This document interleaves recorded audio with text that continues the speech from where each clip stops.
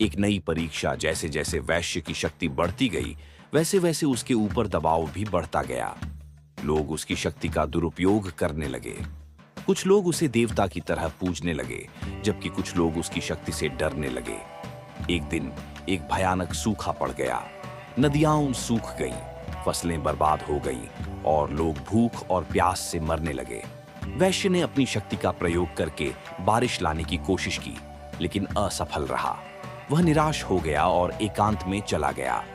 वहां एक वृद्ध आशी ने उसे समझाया कि शक्ति का दुरुपयोग करने से दुख ही होता है।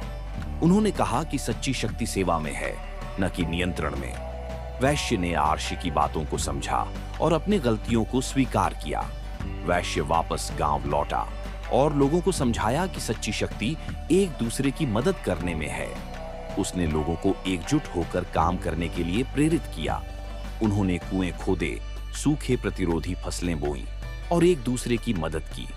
धीरे धीरे बारिश होने लगी और फसलें पकने लगीं। लोग खुश थे और वैश्य की दयालुता और बुद्धिमानी की प्रशंसा करते थे। एक नई चुनौती कुछ समय बाद एक दुष्ट जादूगर ने वैश्य की शक्ति को छीनने की कोशिश की। उसने एक शक्तिशाली जादू किया, जिससे वैश्य की शक्ति कमजोर हो गई। वैश्य ने जादूगर से लड़ाई की, लेकिन वह हार गया।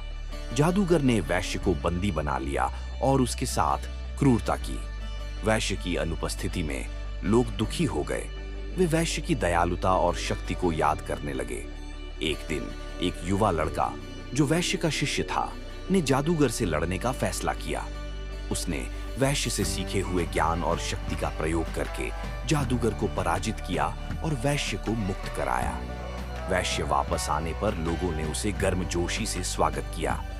उन्होंने उसे एक नायक की तरह देखा। वैश्य ने लोगों को समझाया कि सच्ची शक्ति अंदर से आती है, बाहर से नहीं। उसने उन्हें सिखाया कि कैसे वे अपनी समस्याओं का समाधान खुद कर सकते हैं। वैश्य ने अपना बाकी का जीवन लोगों की सेवा में बिताया। वह एक महान नेता, दार्शनिक और संत बन गया।